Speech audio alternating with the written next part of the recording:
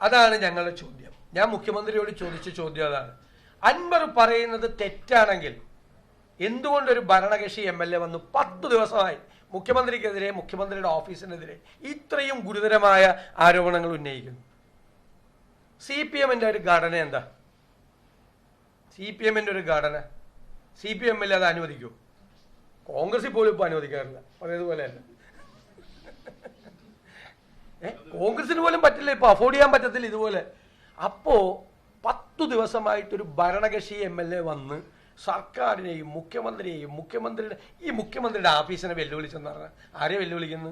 ഇപ്പം എൻ്റെ ഓഫീസിനെ കുറിച്ച് മോശം പറഞ്ഞാൽ അത് എനിക്ക് ബാധകമല്ലേ? മാത്രമല്ല, മുഖ്യമന്ത്രിയുടെ ഓഫീസ് എപ്പോഴും വിവാദത്തിലാണ്.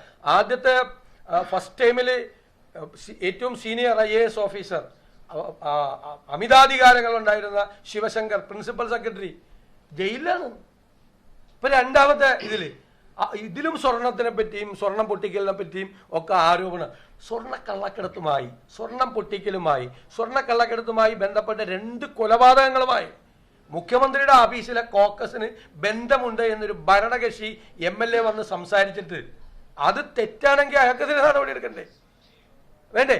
അതല്ലല്ലോ. അത് അന്വേഷിക്കും, അത് വിളിക്കുന്നു. അതിൻ്റെ അന്വേഷിക്കാൻ ആരെ ഏൽപ്പിക്കണത്? അയാളുടെ സബോർഡിനേറ്റ്സിനെ. അവരിപ്പോഴും അധികാരത്തിലിരിക്കുകയാണ്. DGP അതിൻ്റെ തലപ്പത്തല്ലേ? അതിൻ്റെ താഴെയുള്ള ഉദ്യോഗസ്ഥന്മാർ മുഴുവൻ ഈ കോൺഫിഡൻഷ്യൽ റിപ്പോർട്ട് ചെയ്തതിൻ്റെ ആളാണ് അഡീഷണൽ DGP-വരുടെ താഴെയുള്ള ഉദ്യോഗസ്ഥന്മാരുടെ. അവരുടെ CR-ൽ എഴുതേണ്ട ആളാണ് അവരെക്കുറിച്ച് അന്വേഷിക്കും. അതൊക്കെ വളരെ ഇറലവൻ്റ് ആയിട്ടുള്ള. ഞാൻ ചോദിച്ചില്ലേ, എന്ത് പ്രഹസനമാണ് മുഖ്യമന്ത്രി ഈ അന്വേഷണം എന്ന് ചോദിച്ചില്ലേ? ശരിക്കും പ്രഹസനമല്ലേ ഈ അന്വേഷണം നടക്കുന്നത്? അല്ല, ഞാൻ തൃശ്ശൂർ പൂരാണെന്ന് ഒരിക്കലും പറഞ്ഞിട്ടില്ല. അത് ഈ ഒരു BJP പ്രസിഡന്റ് അത് പറഞ്ഞപ്പോൾ അങ്ങനെ ആക്കിയത്. ഞാൻ എന്താ പറഞ്ഞത്? ഇവർ പോയി സംസാരിച്ചത് കേരളത്തിൽ BJP-യുടെ അക്കൗണ്ട് തുറക്കാൻ ഞങ്ങളെ സഹായിക്കാൻ. അവരുടെ ഡ്രീമാണ് BJP-യുടെ 2-3 കൊല്ലമായിട്ട് അവരതിനു വേണ്ടി വർക്ക് ചെയ്യുക. അതിന് പകരം ഞങ്ങളെ ഉപദ്രവിക്കരുത്. അതാണ് അവിടെ ചർച്ച നടത്തിയത്. തൃശ്ശൂർ പൂരമൊക്കെ പിന്നെയല്ലേ.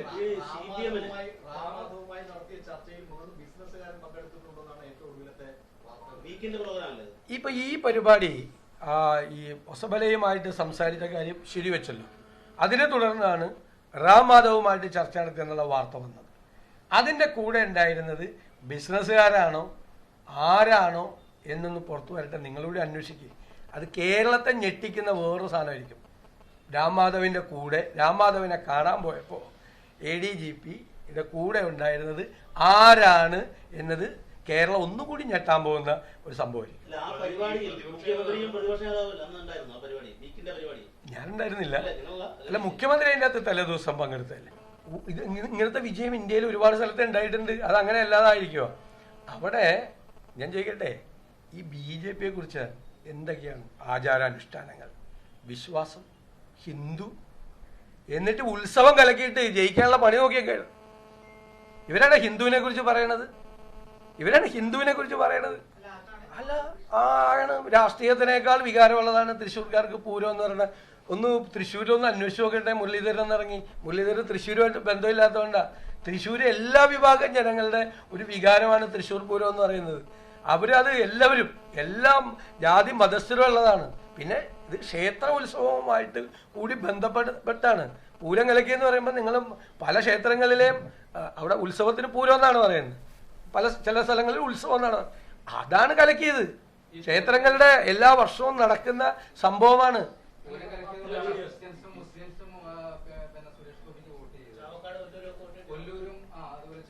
അല്ലല്ല, വോട്ടിംഗ് പാറ്റേണിൻ്റെ അകത്ത് വലിയ വ്യത്യാസമുണ്ട്. പക്ഷേ ജയിപ്പിക്കാൻ വേണ്ടിയിട്ടുള്ളൊരു സൗകര്യം ഉണ്ടാക്കി കൊടുത്തു. വോട്ടിങ്ങിൻ്റെ അനാലിസിസും വിജയത്തിൻ്റെ അനാലിസിസും ഒക്കെ നമ്മൾ അസംബ്ലിയിലും പുറത്തൊക്കെ ചെയ്തതാണ്.